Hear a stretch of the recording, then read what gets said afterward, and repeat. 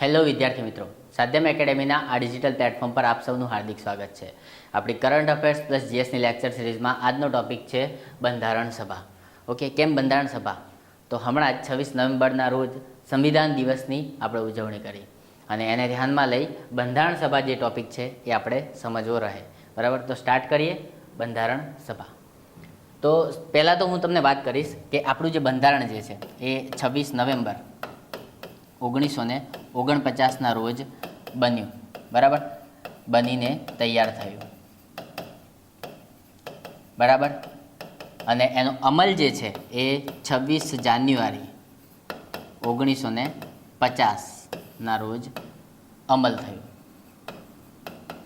બરાબર, તો આ ખાસ બંને તારીખો તમારે ધ્યાનમાં રાખવાની છે.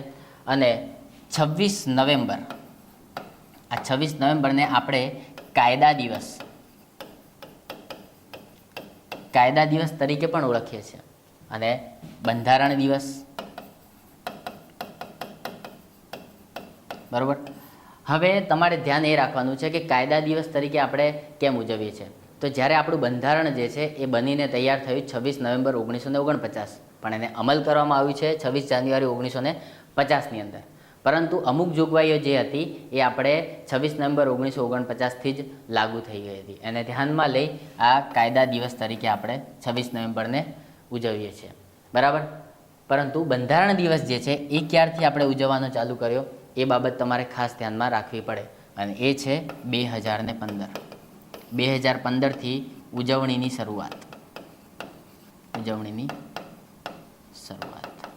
ઓકે, તો આટલી બાબતો તમે ખાસ ધ્યાનમાં રાખજો.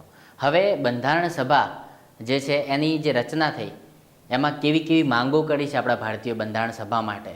બરાબર, અને કેવી કેવી ઘટનાઓ ભારતની અંદર થઈ ગઈ. બરાબર, એના વિશે આપણે આજે સમજીએ. તો સ્ટાર્ટ કરીએ. સૌપ્રથમ તો અહીંયા આગળ લખ્યું છે કે બંધારણ સભા બન્યા પહેલાં. તો બંધારણ સભા બની એની પહેલાં કેવી કેવી ઘટનાઓ, અમુક આધુનિક ઇતિહાસની જે ઘટનાઓ છે એ તમારે થોડીક ધ્યાનમાં રાખી લો તો તમારે આ આખી જે સ્ટોરી છે બંધારણ સભા બની ત્યાં સુધીની એ સમજવામાં થોડી સરળતા રહેશે, અને આધુનિક ઇતિહાસની આ ઘટનાઓ જે છે એ પણ તમને થોડી ધ્યાનમાં આવી જાય. બરાબર, તો સ્ટાર્ટ કરીએ. હવે અહીંયા આગળ મેં લખ્યું છે કે 31 ડિસેમ્બર 1600ના રોજ ઈસ્ટ ઇન્ડિયા કંપનીની સ્થાપના થઈ હતી. અને ક્યાં થઈ હતી? તો લંડન ખાતે ઈસ્ટ ઇન્ડિયા કંપનીની સ્થાપના થઈ હતી. કેમ કરવામાં આવી હતી? તો ભારતની અંદર વેપાર કરવા માટે. હવે ભારતની અંદર વેપાર કરવા માટે ઈસ્ટ ઇન્ડિયા કંપની જે છે એ આવે છે.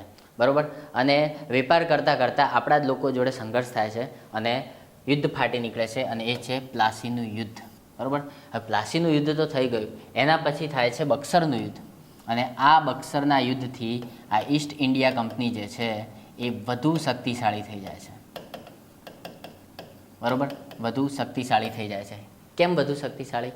તો એના પાછળનું કારણ છે કે આ યુદ્ધ બાદ જ બંગાળ, બિહાર અને ઓડિશા, આ મોટા મોટા 3 પ્રાંતો જે છે એની દીવાની સત્તા જે છે એ દીવાની સત્તા કોના હાથમાં આવી જાય છે? તો ઈસ્ટ ઇન્ડિયા કંપનીના હાથમાં આવી જાય છે. બરાબર, દીવાની સત્તા એટલે શું? તો ટેક્સ વસૂલાતની સત્તા. બરાબર, તો એના લીધે આ જે ઈસ્ટ ઇન્ડિયા કંપની છે બહુ વધારે શક્તિશાળી થઈ જાય છે. અને પછી આવે છે નિયમન ધારો, એટલે કે રેગ્યુલેટિંગ એક્ટ. અને આ રેગ્યુલેટિંગ એક્ટની અંદર ગવર્નર જનરલ ઓફ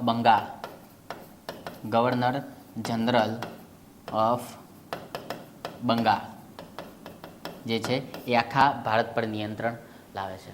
બરાબર, અને ધીમે ધીમે તમે જોવા જાઓ તો ચાર્ટર એક્ટ આવે છે. એમાં જે ગવર્નર જનરલ ઓફ બંગાળ જે છે એ ગવર્નર જનરલ ઓફ ઇન્ડિયા પણ બની જાય છે. બરાબર, અને ધીમે ધીમે તમે જોતા જાઓ તો 1857 આવે છે, અને ત્યાં સુધી આપણા લોકોની અંદર બહુ જ રોષ ભરાઈ નીકળે છે. બરાબર, અને એને ધ્યાનમાં લઈ અને આપણા દેશમાં એક સંગ્રામ થઈ જાય છે, અને એ છે 1857નો સંગ્રામ. બરાબર, અને 1857ના સંગ્રામના પહેલા શહીદ કોણ હતા? તો મંગલ પાંડે. બરાબર, એ તમને ખ્યાલ હશે. અને આ સંગ્રામ થયા બાદ એના જે પરિણામો છે એ પરિણામો શું આવે છે એ ખાસ તમારે જોવાના છે. તો પરિણામોમાં ઈસ્ટ ઇન્ડિયા કંપનીની જે સત્તા છે એ નાબૂદ કરવામાં આવે છે. બરાબર, અને બ્રિટિશ તાજનું સીધું શાસન આપણા ભારતની અંદર લાગુ પડી જાય છે. બરાબર, અને જેવું બ્રિટિશ તાજનું સીધું શાસન ભારતની અંદર લાગુ પડે એવું જ અહીંયા આગળ જે ગવર્નર જનરલ ઓફ બંગાળ હતું એમાંથી ગવર્નર જનરલ ઓફ ઇન્ડિયા થયું હતું, અને ગવર્નર જનરલ ઓફ ઇન્ડિયામાંથી અહીંયા આગળ 2 પદ થઈ જાય છે વાઇસરોય, બરાબર, વાઇસરોય થઈ જાય છે ગવર્નર જનરલ ઓફ ઇન્ડિયાની જગ્યાએ, અને એક નવું પદ દાખલ કરવામાં આવે છે સેક્રેટરી ઓફ સ્ટેટ, એટલે કે હિન્દના વજીર, બરાબર. તો એક પ્રસ્તાવનાની રૂપે તમે જુઓ તો, અને અમુક ઘટનાઓ બહુ ઇમ્પોર્ટન્ટ છે એ તમારે ધ્યાનમાં રાખવી જોઈએ ઇતિહાસની, તો એ મેં થોડી ચર્ચા કરી, બરાબર. તો આ રીતની પરિસ્થિતિ સર્જાય છે 1858 બાદ, અને હવે ધીમે ધીમે આપણો દેશ જે છે એ બહુ જ ગુલામીમાં આવી જાય છે, અને એનો વિરોધ અત્યંત કરી રહ્યા હોય છે આપણા જે ફ્રીડમ ફાઇટર્સ છે, બરાબર. અને પછી શું થાય છે, બરાબર, તો એ તમે ઇતિહાસની અંદર ભણશો, બરાબર. આ લેક્ચર સિરીઝ જોતા રહેજો, એની અંદર ઘણા બધા આવા મુદ્દાઓ લાવીશું કે જેમાં તમને ઘણી હેલ્પ મળી રહે, બરાબર. તો હવે આપણે સ્ટાર્ટ કરીએ છીએ બંધારણ સભા રિલેટેડ બધી બાબતો, બરાબર. તો બંધારણ સભા માટેની સૌપ્રથમ માંગ કોણે કરી હતી? તો બાળ ગંગાધર તિલક, બરાબર. બાળ ગંગાધર તિલકે સ્વરાજ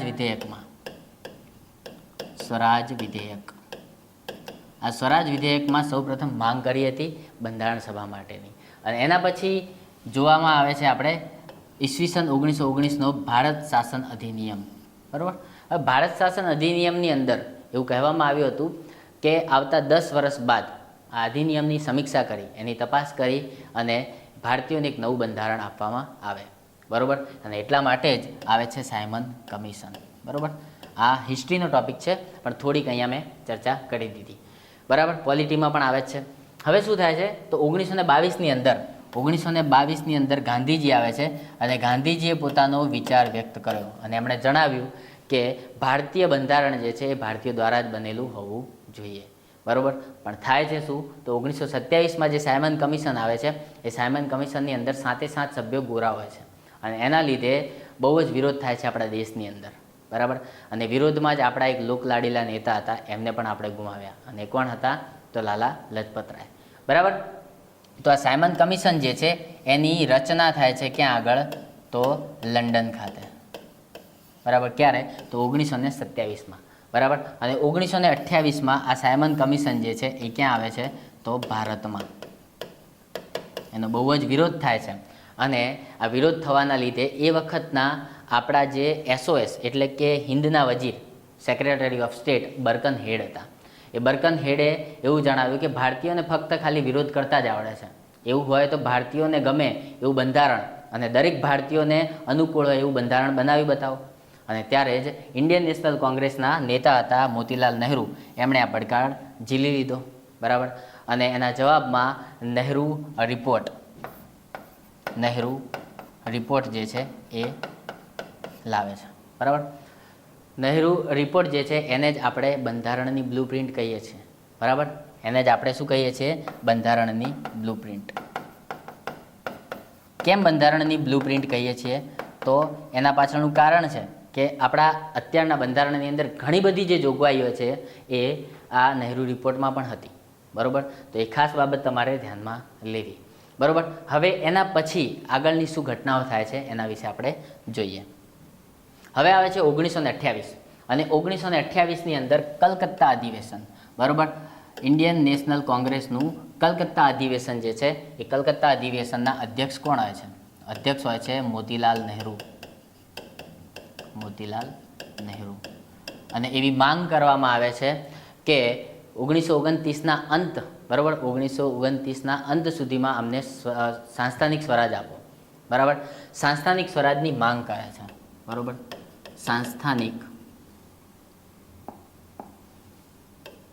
સાંસ્થાનિક સ્વરાજ,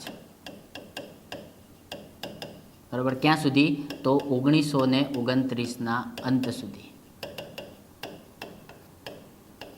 બરાબર. જો ત્યાં સુધી સંસ્થાનિક સ્વરાજ તમે નહીં આપી શકો તો પૂર્ણ સ્વરાજની માંગ રહેશે, બરાબર. તો હવે આ શું છે સંસ્થાનિક સ્વરાજ, બરાબર. સંસ્થાનિક સ્વરાજ એટલે શું અને પૂર્ણ સ્વરાજ એટલે શું, બરાબર. તો આ બંને બાબતો તમારે ધ્યાનમાં રાખવાની રહે. તો એ થોડી તમને સમજાવી દઉં કે આંતરિક સત્તા હોય કોઈ પણ દેશની અને બાહ્ય સત્તા હોય છે, બરાબર. આંતરિક સત્તા પણ હોય છે અને બાહ્ય સત્તા હોય છે. એમાં જો કોઈ દેશની આંતરિક સત્તા એની પાસે છે પણ બાહ્ય સત્તા નથી તો એને શું કહેવાય છે? સંસ્થાનિક સ્વરાજ. પણ આંતરિક સત્તા અને બાહ્ય સત્તા આ બંને જો એ દેશ જોડે છે તો એને પૂર્ણ સ્વરાજ કહેવાય છે. તો આપણા ભારતીયોએ કલકત્તા અધિવેશનમાં મોતીલાલ નહેરુની અધ્યક્ષતામાં આવી માંગ કરી કે સંસ્થાનિક સ્વરાજ એટલીસ્ટ અમને મળે, અને જો એ નહીં આપો તો અમે પૂર્ણ સ્વરાજની માંગ તમારી સમક્ષ રાખીશું. અને એવું જ થાય છે કે એના પછી 1929માં લાહોર અધિવેશન થાય છે, અને લાહોર અધિવેશનની અંદર અધ્યક્ષ જે છે એ અધ્યક્ષ બને છે જવાહરલાલ નહેરુ. જવાહરલાલ નહેરુ. અને આ જવાહરલાલ નહેરુ જે છે એ પૂર્ણ સ્વરાજની માંગ કરે છે, બરાબર. અને ફાઇનલી તમે જોવા જાઓ તો 1930ની અંદર 26 જાન્યુઆરી 1930ના રોજ આપણે પૂર્ણ સ્વરાજ દિવસની ઉજવણી કરીએ છીએ, બરાબર. અને એ ક્યાં આગળ? તો રાવી નદીના કિનારે. તો ખાસ બાબત તમારે ધ્યાન રાખવાની છે. આ ત્રણ જે મુદ્દા છે એ ખાસ તમને ફરીથી એકવાર રિપીટ કરાવી દઉં કે 1928માં કલકત્તા અધિવેશન જે થાય છે કોંગ્રેસનું, એમાં મોતીલાલ નહેરુ જે છે અધ્યક્ષ હોય છે, અને એમણે સંસ્થાનિક સ્વરાજની માંગ કરી ક્યાં સુધી? તો 1929ના અંત સુધી. અને જો નહીં મળે તો પૂર્ણ સ્વરાજ જોઈશે, બરાબર. અને એના પછી શું થાય છે? તો 1929માં લાહોર અધિવેશન ભરાય છે, અને એમાં કોણ અધ્યક્ષ હોય છે? જવાહરલાલ નહેરુ. અને એમણે પૂર્ણ સ્વરાજની માંગ કરી, બરાબર. સંસ્થાનિક સ્વરાજની હવે પૂર્ણ સ્વરાજ જ જોઈએ. અને ના મળતા 26 જાન્યુઆરી 1930નો જે આ દિવસ છે, બરાબર, ખાસ તમે આ ધ્યાનમાં રાખજો. 26 જાન્યુઆરી 1930ના જે દિવસ છે એને પૂર્ણ સ્વરાજ દિવસ તરીકે ઉજવવાનો ચાલુ કર્યો, અને ત્યારથી લઈ આપણું બંધારણ બન્યું ત્યાં સુધી આપણે 26 જાન્યુઆરીને પૂર્ણ સ્વરાજ દિવસ તરીકે ઉજવતા આવ્યા હતા, બરાબર. અને એ દિવસના મહત્ત્વને લઈને જ આપણું જે બંધારણ જે છે એને અમલમાં લાવ્યા આપણે 26 જાન્યુઆરી 1950ના રોજ, બરાબર. તો અહીંયા સુધી તમને એ ખ્યાલ આવી ગયો હશે, બરાબર. હવે શું થાય છે કે બંધારણ સભાની માંગ કરે છે કોણ? MN રોય. MN રોય દ્વારા બંધારણ સભાની માંગ ક્યારે થાય છે? 1934ની અંદર. એના પછી 1935માં ઇન્ડિયન નેશનલ કોંગ્રેસ જે છે એ પણ બંધારણ સભાની માંગ કરે છે, બરાબર. હવે એના પછી શું થાય છે? તો ઓગસ્ટ પ્રસ્તાવ, બરાબર. આ પહેલી બી ઘટના છે કે જ્યાં આગળ અંગ્રેજો એટલે કે બ્રિટિશર્સ સામેથી બંધારણ સભા રચવા માટેની વાત કરે છે, બરાબર. અને એ વખતે કોણ હોય છે આપણા વાઇસરોય? તો વાઇસરોય હોય છે લિનલિથગો, બરાબર. એમણે કહ્યું હતું કે એ વખતે દ્વિતીય વિશ્વયુદ્ધ ચાલી રહ્યું હતું કે આ વિશ્વયુદ્ધ બાદ અમે તમને બંધારણ આપીશું, બરાબર. અને એના પછી શું થાય છે? તો ક્રિપ્સ મિશન આવે છે, અને ક્રિપ્સ મિશન ક્યારે આવે છે? 1942ની અંદર. એનો પણ વ્યવસ્થિત રીતે સફળ જતું નથી, બરાબર. અને એના એકની અધ્યક્ષતામાં આવે છે તો સર સ્ટેફર્ડ ક્રિપ્સ, બરાબર. તો અહીંયા સુધી જે ઘટના બની 1942 સુધી, બરાબર, એ ક્રિપ્સ મિશન આવે છે. અને પછી ફાઇનલી 1946ની અંદર 1946માં આવે છે કેબિનેટ મિશન. અને આ કેબિનેટ મિશનના 3 સભ્યો હોય છે, અને કયા કયા? તો સર સ્ટેફર્ડ ક્રિપ્સ, બીજા છે એવી એલેક્ઝાન્ડર,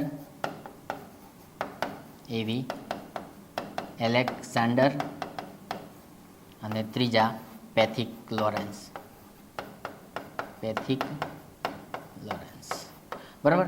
તો અહીંયા આગળ સુધી આવી રીતના ઘટના ઘટી છે 1946માં. અને ફાઇનલી શું આવે છે? Cabinet mission.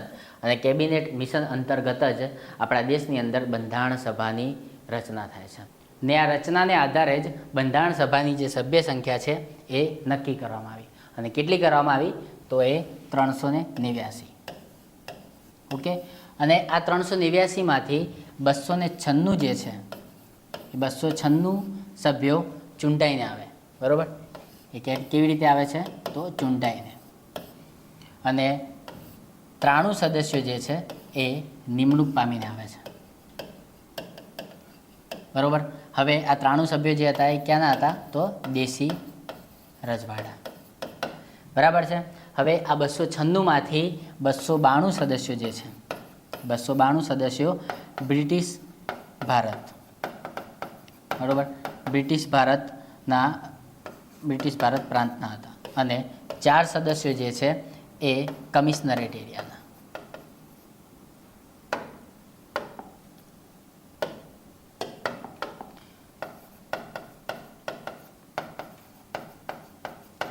ઓકે, હવે આ કમિશનરેટ વિસ્તાર કયા કયા હતા? તો એ હતા પહેલો દિલ્હી, બીજો અજમેર, ત્રીજો કુર્ગ અને ચોથો બલુચિસ્તાન. બરાબર, તો આ ચારેય જે વિસ્તાર છે કમિશનરેટ વિસ્તાર એ પણ તમારે ખાસ ધ્યાનમાં રાખવાના રહે. ઓકે, હવે આ 292 અને 4 એમ કરીને 296 સભ્યો જે છે એ ચૂંટાઈને આવે છે. તો એ ચૂંટણી કઈ રીતે થાય છે? તો એ ચૂંટણી થાય છે પરોક્ષ પદ્ધતિથી. બરાબર, પરોક્ષ પદ્ધતિ એટલે કે અપ્રત્યક્ષ પદ્ધતિથી. અને કયા સિદ્ધાંતના આધારે? તો સપ્રમાણ પ્રતિનિધિત્વ. સપ્રમાણ પ્રતિનિધિત્વ. બરાબર, આ સિદ્ધાંતના આધારે ચૂંટણી થાય છે. અને ચૂંટણી કઈ રીતે થાય છે? તો પરોક્ષ છે એટલે જે તે વિધાનસભાના સદસ્યો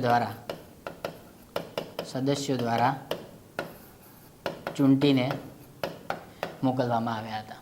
ઓકે, અને આ જે ચૂંટણી છે બરાબર, એમાં નક્કી કરવામાં આવ્યું હતું કે દર 10 લાખે બરાબર વસ્તી, બરાબર વસ્તીના આધારે દર 10 લાખ વસ્તીએ એક સભ્ય. બરાબર, તો આ ખાસ તમે યાદ રાખજો, એટલે જ અલગ પેનથી લખ્યું છે કે દર 10 લાખ વસ્તીએ એક સભ્ય જે છે, ફરીથી લખી દઉં છું અહીંયા આગળ, દર 10 લાખ વસ્તીએ એક સભ્ય. બરાબર, દર 10 લાખ વસ્તી એક સભ્ય ચૂંટાઈને આવતો હતો. બરાબર, અને આ નિમણૂકમાં પણ તમારે એક વસ્તુ એ યાદ રાખવાની છે કે હૈદરાબાદ રજવાડાએ આમાં ભાગ લીધો ન હતો. બરાબર, તો અહીંયા આગળ આ તમને ખબર પડી ગઈ હશે કે બંધારણ સભાની જે કુલ સભ્ય સંખ્યા હતી એ કેટલી હતી, અને એમાં કેટલા સભ્યો જે છે એ ચૂંટાઈને આવ્યા હતા અને કેટલા સભ્યો જે છે એમની નિમણૂક કરવામાં આવી હતી. બરાબર છે. હવે આપણે નેક્સ્ટ જોઈએ કે આ બંધારણ સભા જે છે એ હવે બની ગઈ છે. અને એમાં જે પ્રથમ બેઠક છે એ પ્રથમ બેઠક એ 9 ડિસેમ્બર 1946ના રોજ થઈ હતી. બરાબર, 9 ડિસેમ્બર 1946. બરાબર છે, તો આ ખાસ તમારે યાદ રાખવાનું છે. અને એ પહેલી બેઠકની અંદર શું કરવામાં આવ્યું હતું? તો અસ્થાયી અધ્યક્ષ નક્કી કરવામાં આવ્યા હતા. અસ્થાયી અધ્યક્ષ. અને એ ઉંમરમાં સૌથી વરિષ્ઠ જે હતા એમને નિમણૂક કરવામાં આવી હતી. ને કોણ હતા? તો ડૉક્ટર સચ્ચિદાનંદ સિન્હા. ઓકે, અને એના 2 દિવસ બાદ ફરીથી દ્વિતીય બેઠક બેઠી, એમાં 11 ડિસેમ્બર 1946ના રોજ. અને એમાં સ્થાયી અધ્યક્ષ અને ઉપાધ્યક્ષ નક્કી કરવામાં આવ્યા. સ્થાયી અધ્યક્ષ અને ઉપાધ્યક્ષ. બરાબર, અને એ કોણ હતા? તો ડૉક્ટર રાજેન્દ્ર પ્રસાદ. અને ઉપાધ્યક્ષ કોણ હતા? તો H.C. મુખર્જી. બરાબર, તો આ ખાસ તમારે યાદ રાખવાનું રહે.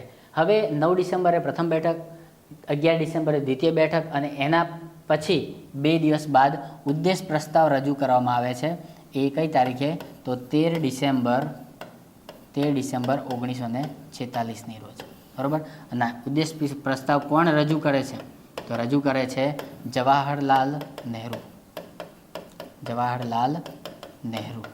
બરાબર, અને આ જે છે ઉદ્દેશ પ્રસ્તાવ, બરાબર, એ સ્વીકાર ક્યારે થાય છે એનો? એ પણ એક્ઝામમાં ડેટ પૂછાઈ જાય છે. અને એ છે 22 જાન્યુઆરી 1947. બરાબર, તો આ બંને ડેટ તમે ખાસ ધ્યાન રાખજો. હવે આ રજૂ કર્યો છે જવાહરલાલ નહેરુએ, પણ એનું પ્રારૂપ કોણે તૈયાર કર્યું હતું? તો પ્રારૂપ તૈયાર કર્યું હતું B.N. રાવ. ઓકે, અને એટલા માટે જ આ B.N. રાવ જે છે એને બંધારણીય સલાહકાર તરીકે ઓળખવામાં આવે છે. બરાબર, એટલે એ પણ અહીંયા ટોપિક મેં લીધેલો છે, પોઈન્ટ લીધો છે. બંધારણીય સલાહકાર કોણ હતા? તો B.N. રાવ. ઓકે, તો આ સ્લાઇડમાં તમને એ ખબર પડી હશે કે બંધારણ સભા બની ગઈ એના પછી પ્રથમ બેઠક, દ્વિતીય બેઠક, એનું ઇમ્પોર્ટન્સ શું છે એ, અને એ વખતે ઉદ્દેશ પ્રસ્તાવ જે રજૂ કર્યો. બરાબર, અને આ ઉદ્દેશ પ્રસ્તાવ જ જે છે એ પાછળથી આમુખ તરીકે ઓળખાય છે.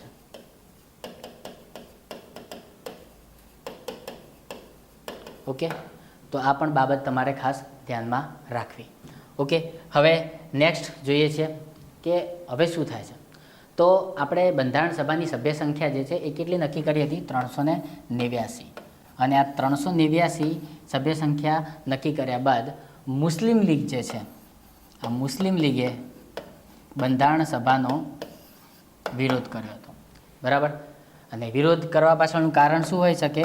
તો એમને તો અલગ પાકિસ્તાન જોઈતું હતું, અને અલગ પાકિસ્તાન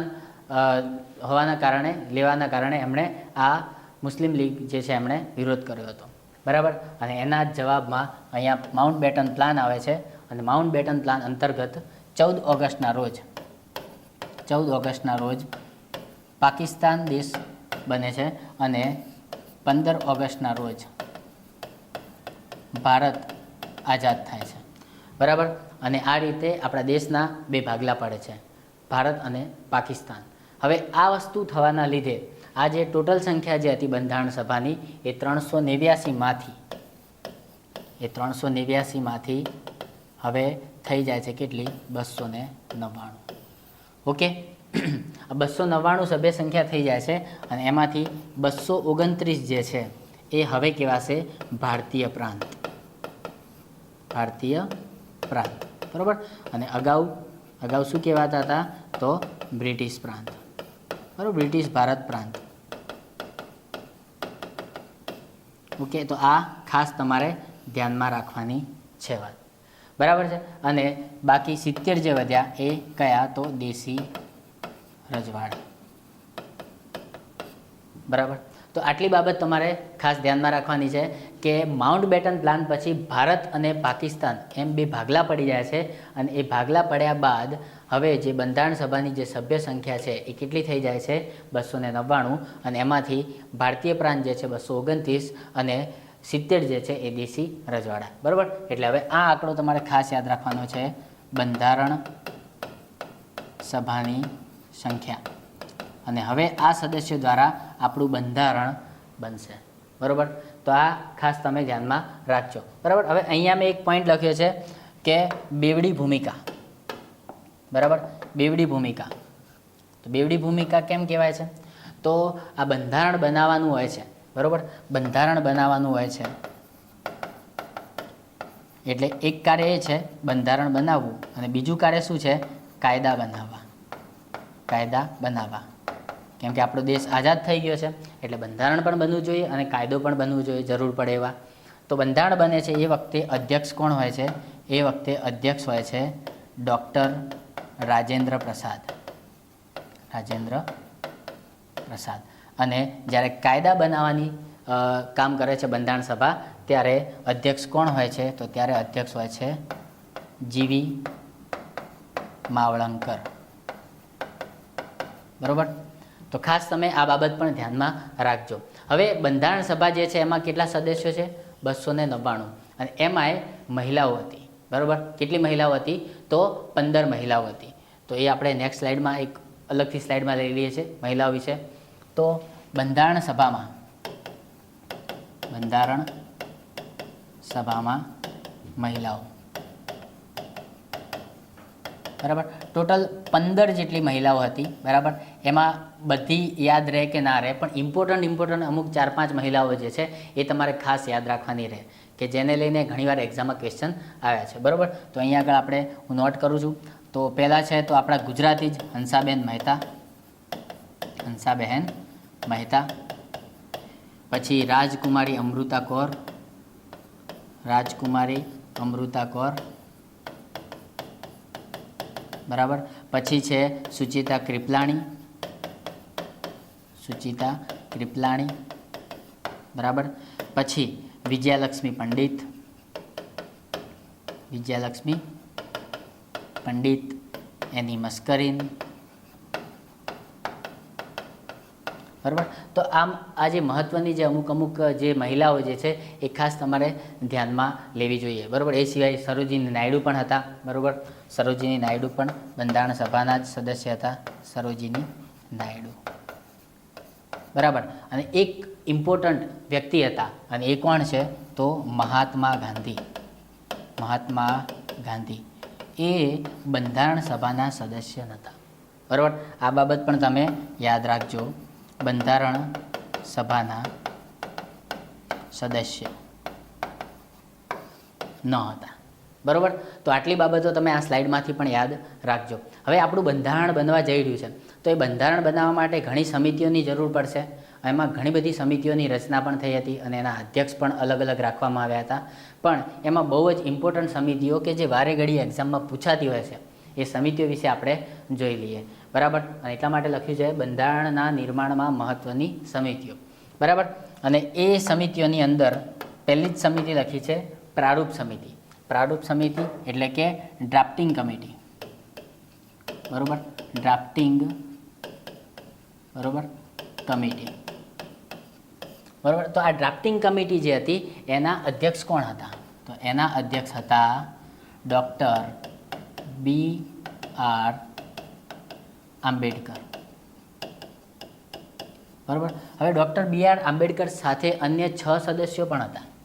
એમ કુલ 7 સભ્યોની આ સમિતિ બનેલી હતી અને આ સમિતિ સૌથી વધારે ઇમ્પોર્ટન્ટ સમિતિ હતી આપણા બંધારણની. બરાબર. કેમ કે એ ડ્રાફ્ટ તૈયાર કરવાની હતી આખા બંધારણનો. તો એટલા માટે આ 6 સભ્યો જે છે એ પણ તમારે ખાસ યાદ રાખવાના રહે. એમાં હું અહીં આગળ નોટ કરું છું. પહેલાં છે N ગોપાલસ્વામી અયંગર. બરાબર. બીજા છે N માધવરાવ. બરાબર. ત્રીજા છે કનૈયાલાલ મુનશી. કનૈયાલાલ મુનશી. બરાબર. પછી છે અલ્લાદી કૃષ્ણ સ્વામી અય્યર. અલ્લાદી કૃષ્ણ સ્વામી અય્યર. બરાબર. પછી છે T કૃષ્ણમાચારી. બરાબર. અને લાસ્ટ છે સૈયદ મોહમ્મદ સાદુલ્લા. બરાબર. તો આ 6 સદસ્યો જે છે એ ડ્રાફ્ટિંગ કમિટીના જ સદસ્યો હતા. અને આ માર્કેટની અંદર એક ટ્રીક પણ છે. લોકો એમને એ રીતના બતાવે છે કે દરેક નામોની અંદર ક્યાંક ને ક્યાંક કૃષ્ણ ભગવાનનું નામ છે.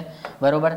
તો એ રીતે પણ તમે યાદ રાખી શકો છો. જો અહીંયા આગળ એકવાર હું હાઇલાઇટ કરું છું, જેમ કે ગોપાલ, બરાબર, માધવ, કનૈયા, કૃષ્ણ, બરાબર, ફરીથી કૃષ્ણ, બરાબર, અને આ એક છે સૈયદ મોહમ્મદ સાદુલ્લા. તો આ રીતના પણ તમે યાદ રાખી શકો છો કે આમાંથી 5 નામ તો કૃષ્ણ ભગવાન ઉપરથી જ છે. બરાબર. હવે બીજી છે સંઘ અને કેન્દ્રની સંઘ એટલે કે કેન્દ્ર. બરાબર. સંઘ એટલે કે કેન્દ્રની બંધારણીય સમિતિ. તો એના અધ્યક્ષ કોણ હતા? તો એના અધ્યક્ષ હતા જવાહરલાલ નહેરુ. જવાહરલાલ નહેરુ. બરાબર છે. પછી પ્રાંતીય. બરાબર. આ સંઘના થયા. હવે પ્રાંતના બંધારણીય સમિતિના અધ્યક્ષ કોણ હતા? તો એના અધ્યક્ષ હતા સરદાર પટેલ. ઓકે. એના હતા સરદાર પટેલ. પછી મૂળભૂત અધિકારો. ઓકે. મૂળભૂત અધિકારો અને અલ્પસંખ્યક સમિતિ. અલ્પસંખ્યક એટલે લઘુમતી. બરાબર. અલ્પસંખ્યક અને મૂળભૂત અધિકાર. આ સમિતિના અધ્યક્ષ કોણ હતા? તો આ સમિતિના અધ્યક્ષ પણ કોણ હતા? સરદાર પટેલ. સરદાર પટેલ. ઓકે. હવે આ મૂળભૂત અધિકાર સમિતિ જે છે એની એક ઉપસમિતિ પણ હતી અને અલ્પસંખ્યક એટલે કે લઘુમતીની પણ ઉપસમિતિ હતી. બરાબર. સમિતિઓ સાથે ઉપસમિતિઓ પણ તમારે આ બે યાદ રાખવાની છે. કેમ કે ઓલરેડી એક્ઝામમાં આના ઉપરથી ક્વેશ્ચન GPSCમાં આવી ગયેલો છે. બરાબર. તો એ મૂળભૂત અધિકાર ઉપસમિતિના અધ્યક્ષ કોણ હતા? તો એના અધ્યક્ષ હતા JB કૃપલાણી. JB કૃપલાણી. બરાબર. અને લઘુમતી ઉપસમિતિના અધ્યક્ષ કોણ હતા? તો એના અધ્યક્ષ હતા HC મુખર્જી. બરાબર છે. અને રાષ્ટ્રીય ઝંડા સમિતિના અધ્યક્ષ કોણ હતા? તો એના અધ્યક્ષ હતા કોણ? તો આ જ છે JB કૃપલાણી. JB કૃપલાણી. બરાબર છે. તો આ બધા અધ્યક્ષ હતા. આ અમુક જે સમિતિઓ હતી કે જે બહુ જ ઇમ્પોર્ટન્ટ છે ને ઘણીવાર એક્ઝામની અંદર વારે ઘડીએ રિપીટ થયેલી છે. તો અહીંયા આગળ આ સ્લાઇડમાં તમને ઇમ્પોર્ટન્ટ સમિતિઓ વિશે પણ સમજ પડી ગઈ હશે. હવે આ બંધારણ જે બન્યું આપણું એના રિલેટેડ અમુક અન્ય તથ્યો જે છે એ પણ તમારે ખાસ યાદ રાખવાના રહે. અને એમાંથી કેટલો સમય લાગ્યો, બરાબર, કેટલા સત્રો યોજાયા, કેટલા દેશોના બંધારણનો અભ્યાસ કરવામાં આવ્યો અને કેટલો ખર્ચ થયો, બરાબર. આ ફેક્ટ છે, બરાબર. તો ફેક્ટ્સ પણ કોઈક વાર એક્ઝામમાં પૂછાઈ જતા હોય છે, તો જોઈ લઈએ. તો સમય તો 2 વર્ષ 11 મહિના અને 18 દિવસ, બરાબર છે. પછી કેટલા સત્રો, તો 11 સત્રો યોજાયા હતા. કેટલા દેશોના બંધારણમાંથી, તો 60 દેશોના બંધારણમાંથી આ આપણું બંધારણ બનાવવામાં આવ્યું છે, બરાબર. એ દરેક દેશોના બંધારણ જે છે એનો અભ્યાસ કરવામાં આવ્યો. એની અંદર જે જોગવાઈઓ સારી લાગી એ જોગવાઈઓને ધ્યાનમાં રાખી આપણા બંધારણને જરૂર હોય એવી જોગવાઈઓ એડ કરવામાં આવી, બરાબર. એટલા માટે આ 60 દેશોનું બંધારણ જે છે એનું ધ્યાન લેવામાં આવ્યું હતું, બરાબર. ખર્ચ કેટલો થયો, તો આશરે 64 લાખ, આશરે 64 લાખ જેટલો ખર્ચ થયો હતો આપણું બંધારણ બનાવવામાં. અને ફાઇનલી જે ટાઈમ હતો એ આવી ગયો છે અને આપણું બંધારણ બનીને તૈયાર થઈ ગયું છે. ક્યારે, તો 26 નવેમ્બર 1949ના રોજ, બરાબર. 26 નવેમ્બર 1949ના રોજ આપણું બંધારણ જે છે એ સ્વીકારવામાં આવ્યું. અને સ્વીકાર કઈ રીતે થાય છે, તો મેં તમને વાત કરી હતી કે માઉન્ટ બેટન પ્લાન પછી 299 સદસ્યો દ્વારા આપણું બંધારણ બનવાની શરૂઆત થઈ હતી. તો એ 299માંથી 284 સભ્યોના હસ્તાક્ષરથી સ્વીકાર કરવામાં આવ્યો, બરાબર. અને આપણું બંધારણ બન્યું છે 26 નવેમ્બર 1949 અને 26 જાન્યુઆરી 1950ના રોજ એને અમલ કરવામાં આવ્યો, બરાબર. એનો અમલ જે છે એ ક્યારથી થયો, તો 26 જાન્યુઆરી 1950ના રોજ. તો 26 નવેમ્બરથી જ અમુક જે જોગવાઈઓ હતી એ લાગુ કરી દેવામાં આવી હતી, બરાબર. અને એને ધ્યાનમાં લઈને જ 26 નવેમ્બરને કાયદા દિવસ તરીકે પણ ઓળખવામાં આવે છે. મેં તમને પહેલી સ્લાઇડમાં વાત કરી હતી કાયદા દિવસ, બરાબર. તો આ પણ તમારે ખાસ ધ્યાનમાં રાખવાનું રહે, બરાબર. હવે 26 જાન્યુઆરીના રોજ અમલ કરવામાં આવે છે 1950. તો એ કેમ, તો એ પણ મેં તમને સમજાવ્યું હતું કે જે કોંગ્રેસના અધિવેશનો હતા એમાં લાહોર અધિવેશન અંતર્ગત, બરાબર, પૂર્ણ સ્વરાજ દિવસ એ ક્યારે ઉજવ્યો હતો, તો 26 જાન્યુઆરી 1930ના રોજ. તો આ તારીખને ધ્યાનમાં લઈને જ અને એની યાદમાં આપણે 26 જાન્યુઆરી 1950ના રોજ આ બંધારણનો આપણે અમલ કર્યો, બરાબર. તો અહીંયા સુધી તમે બંધારણ કઈ રીતે બન્યું, બંધારણ સભા કઈ રીતના રચાણી અને એની આગળ કેવો ઇતિહાસ થઈ ગયો એના વિશે સંપૂર્ણ જાણકારી તમને મળી હશે, બરાબર. હવે આ ટોપિક ઉપરથી ઘણીવાર એક્ઝામમાં ક્વેશ્ચન આવી ગયા છે અને એ સિવાય તમે જોવા જાઓ તો વારે ઘડી રિપીટ પણ થતા હોય છે. તો એને ધ્યાનમાં લઈ મેં 2 ક્વેશ્ચન તમારી સમક્ષ રાખ્યા છે, એ પણ તમે જુઓ અને આપણે સોલ્વ કરીએ એને, બરાબર. તો પહેલો ક્વેશ્ચન છે, બંધારણ સભાની નીચે દર્શાવેલ સમિતિઓ પૈકી કઈ સમિતિઓ યોગ્ય રીતે જોડાયેલ છે, બરાબર. અને આ જે ક્વેશ્ચન જે છે એ પોલીસ ઇન્સ્પેક્ટર એટલે કે પીઆઈની 2019-20ની એક્ઝામમાં પૂછાઈ ગયેલો છે, બરાબર. પહેલું જ જોડકું છે, પ્રાંતીય બંધારણીય સમિતિના અધ્યક્ષ કોણ, સરદાર પટેલ કીધા છે. મૂળભૂત અધિકારની પેટા સમિતિ, પેટા એટલે કે ઉપસમિતિ, જે આપણે સમિતિઓવાળી સ્લાઇડમાં જોયું હતું, ઉપસમિતિના અધ્યક્ષ કોણ નક્કી કર્યા હતા, જેબી કૃપલાણી, બરાબર. અને ત્રીજું છે લઘુમતી પેટા સમિતિ, બરાબર, એના અબ્દુલ ગફાર ખાન. હવે આમાં શું કહ્યું છે કે કેટલી સમિતિઓ યોગ્ય રીતે જોડાયેલી છે, બરાબર. તો તમે અહીંયા જુઓ કઈ છે, પ્રાંતીય, પછી મૂળભૂતની પેટા સમિતિ અને લઘુમતીની પેટા સમિતિ. આપણે અહીંયા આગળ જોઈ લઈએ, બરાબર. પ્રાંતીય ક્યાં છે, આઈડી પ્રાંતીય સમિતિના કોણ છે, સરદાર પટેલ, બરાબર. મૂળભૂત અધિકારોની ઉપસમિતિના કોણ છે, જેબી કૃપલાણી. અને લઘુમતી ઉપસમિતિના કોણ છે, એચ.સી. મુખર્જી. તો તમને હવે અહીંયા આગળ ખ્યાલ આવી ગયો હશે કે કયું વિધાન ખોટું છે આમાં, બરાબર. સરદાર પટેલ રાઈટ, બરાબર, જેબી કૃપલાણી રાઈટ અને અબ્દુલ ગફાર ખાન આ લઘુમતી પેટા સમિતિના અધ્યક્ષ નહોતા. આના અધ્યક્ષ કોણ હતા, તો એચ.સી. મુખર્જી, બરાબર છે. એચ.સી. મુખર્જી અધ્યક્ષ હતા એટલે આ વિધાન ખોટું થઈ જાય. એટલે તમારા પહેલું અને બીજું વિધાન જે છે એ સાચું છે, બરાબર. એટલે ઓપ્શન સી તમારો જવાબ આવે, બરાબર છે. આવી જ રીતે એક બીજો ક્વેશ્ચન પણ જીપીએસસીમાં પૂછાઈ ગયેલો છે, એ પણ આપણે જોઈ લઈએ.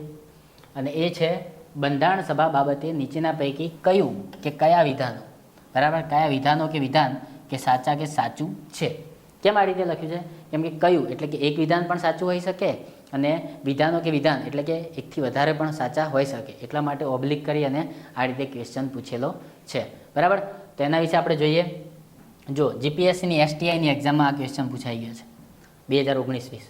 તો પહેલું વિધાન છે બંધારણ સભા રજવાડાઓમાંથી સીધા ચૂંટાયેલા સભ્યોની બનેલી હતી.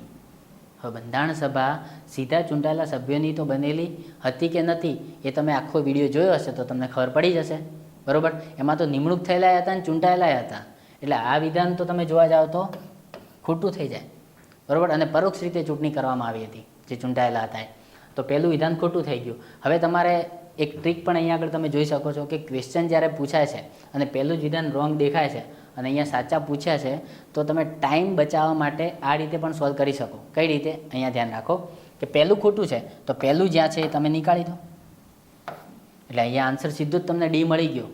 બીજું અને ત્રીજું વિધાન વાંચો કે ના વાંચો તમને આન્સર સીધો મળી જાય છે. તો આ રીતના તમે ટાઈમ પણ બચાવી શકો છો, બરાબર. પણ આપણે અહીંયા આગળ બંને વિધાન જોઈએ છીએ. બંધારણ સભામાં બ્રિટિશ ભારતીય પ્રાંતોના સદસ્યો પ્રાંતીય વિધાનસભાના સભ્યો દ્વારા પરોક્ષ રીતે ચૂંટવામાં આવ્યા હતા, બરાબર. એ અહીંયા આગળ આપણે સ્લાઇડમાં તમે જોઈ શકો છો, સમજાવ્યું જ છે મેં તમને, બરાબર. પરોક્ષ રીતે જે તે વિધાનસભાના સદસ્યો દ્વારા ચૂંટીને, બરાબર. તો એ પણ તમને અહીંયાથી સમજણ પડી ગઈ. તો આ વિધાન કેવું થયું? આ વિધાન સાચું થયું, બરાબર. પછી બંધારણ સભા અંશતઃ પરોક્ષ રીતે ચૂંટાયેલા, બરાબર, અને અંશતઃ નામાંકિત, બરાબર. ચૂંટાયેલા અને નામાંકિત સંસ્થા તરીકે કરવાનું આયોજન હતું. થોડું અટપટું વાક્ય છે પણ તમે સમજો તો એવું જ કહેવા માગે છે કે અમુક પરોક્ષ રીતે ચૂંટાઈને અને અમુક નિમણૂક પામીને, નામાંકન એટલે કે નિમણૂક પામીને સંસ્થા તરીકે આયોજન કર્યું હતું. તો એ વિધાન પણ સાચું થઈ જાય છે. એટલે તમારો આન્સર શું બને છે? ફક્ત 2 અને 3, બરાબર. તો અહીંયા આગળ તમને આજના જે ટોપિક હતો બંધારણ સભા એના વિશે સંપૂર્ણ ખ્યાલ આવી ગયો હશે અને એના રિલેટેડ એક્ઝામમાં કેવા ક્વેશ્ચન આવે એની પણ આપણે ચર્ચા કરી. 2 ક્વેશ્ચન આપણે જોયા, બરાબર. હું આશા રાખું છું કે આ ટોપિક તમને વ્યવસ્થિત સમજાઈ ગયો હશે. Thank you.